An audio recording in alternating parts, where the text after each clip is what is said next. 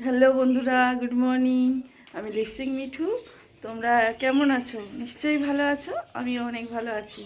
তো আজকের ব্লগটা এখান থেকেই স্টার্ট করছি, তোমরা দেখতে থাকো। আজকে একটা করি মানে পার্সেল আসবে, ঠিক আছে? পার্সেলটা আসতে দেরি হচ্ছে, তো আমরা অপেক্ষা করছি পার্সেলটার জন্যে। তোমরা অপেক্ষা করো, অবশ্যই চলে আসবে। সকালবেলা উঠেই গরম গরম চা আমার মা বসিয়ে দিয়েছে। চাটা মা করছে, আর আমি একটুখানি বসেছিলাম চুপ করে। আমি অন্য কাজগুলো করি, কিন্তু চাটা আমার করতে ভালো লাগে না, মাই চা করে। তো মা চা করছে, তারপরে সোনাই বলল যে মা এখানে এসে বসো। তো আমি ওখানে গিয়ে ওর কাছে গিয়ে বসলাম। সবাই একসাথে চা খেতে খুব মজা লাগে, ঠিক আছে? তাই জন্য গিয়ে বসে পড়লাম, মা চা নিয়ে চলে আসবে। তো এবার চায়ের জন্য ব্যবস্থা হচ্ছে। আর মা আমাকে তো বকতেই থাকে সবসময়, অল টাইম আমাকে বকাঝকা করে। তা এখনও বকাঝকা করবে, একটু পরেই আরম্ভ হবে।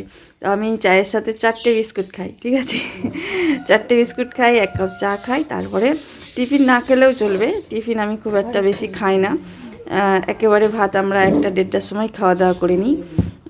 তো এখন আমি চা আর বিস্কুট নিয়ে বসে পড়েছি, খাবো। তোমরা যদি খেতে চাও তো চলো আমার সাথেই চলে এসো। তোমরা তো জানোই, মিষ্টি দিদি ভাই তোমরা ডাকো, অনেকেই ডাকো, বাট আমি হয়তো মিষ্টি নাও হতে পারি। সেটা কথা না।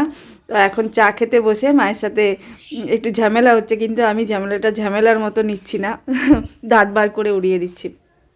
আর হাসতে ভালোবাসি, সবাইকে হাসানোর মানে সবাইকে হাসি খুশি রাখতে ভালোবাসি। আমার মাও তাই করে, আমাকে বকাঝকা করলে আমি মাকে হাসিয়ে দিই, ব্যাস হয়ে যায়। মা আর বকতেই পারে না বেশি বেশি। তো আজকে একটা ইয়ে আসবে, পার্সেল আসবে, মানে ইয়ে কী বলবো, অর্ডার দেওয়া ছিল, সেই পার্সেলটা আসবে। সেটাতে কী আসছে সেটাই তোমাদের আজকে দেখানোর জন্য আমি ভিডিওটা করেছি। তো এখনও আসেনি, হয়তো দেরি হবে আসতে, তবে ফোন করেছিল, আসছে। তাই জন্য অপেক্ষা, ঠিক আছে? তো বসে বসে চা খেতে খেতে অনেক গল্প হলো। এবার মা মাছ ফাছ নিয়ে চলে এসেছে। আমি একটু মাছগুলো ধুয়ে নেবো চট করে, ধুতে ধুতে তো আমার বাবু ডাকলো আমাকে যে মা মাছটা ধুতে হবে না, এখন তুমি চলে এসো, এসে গেছে অর্ডারটা।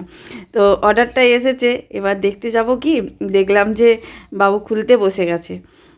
কি এসেছে সেটা তোমাদের দেখাবো, এখন বলছি না কি এসেছে, কি অর্ডার করেছিলাম। তো খোলার পরেই তোমরা দেখতে পাবে যে কি এসেছে অর্ডারটায়। তো চলো বন্ধুরা একটু দেখে নিই কী এসেছে ওটাই। মা ফ্রিজ নিয়ে এখন ব্যস্ত। ফ্রিজে কী সব ছিল আগের দিনে, সেগুলো বের করেছিল, আবার ঢুকিয়ে দিচ্ছে। আমি বলছি না থাক, ওগুলো পরে খাওয়া হবে বলে মা রেখে দিয়েছে। তো এবার আমরা আনবক্সিং। আচ্ছা আচ্ছা, তো দেখো কি এসেছে, এটা বুঝতে পারছো তোমরা কি?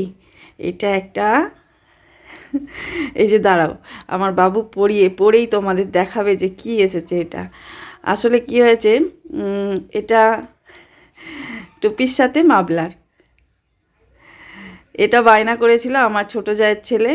তো বলেছিল জেঠিমা, এই বড় মা তুমি আমার জন্য একটা অর্ডার দেবে এরকম। তো ওরা একটা দিচ্ছিল না, তাই দুটো নিতে হয়েছে। তো আমি ভাবলাম যে তাহলে আমার বাবুর জন্য একটা নিয়ে নিই, আর ওই বাবুর জন্য একটা নিয়ে নিই। তো দুজনের দুটো টুপি সহিত মাফলার যেগুলো হয়, বেশ দারুণ লাগছে, আমার ভালো লাগছিল, কিন্তু কালারটা দেখে আমার খুব একটা পছন্দ হচ্ছিল না। বাট যেটা এসেছে সেটা ভালো এসেছে, কোনো ব্যাপার না। তো দুটোই সুন্দর এসেছে, তো ওর জন্য একটা রেখে দিল, আর আমার বাবু একটা নিয়ে নিল। ভালোই ভালোই লাগছিল, পড়তে বেশ সুন্দর লাগছিল। ওকে সরস্বতী পুজোর আগেই দিয়ে আসতে হবে, কারণ ও বায়না করছিল সরস্বতী পুজোর দিনে ও পড়বে। তাই জন্যে ওর জন্যে ওটা নিয়ে রেখে দিল একটা, আর এর জন্য একটা নিয়ে নিল আমার বাবু।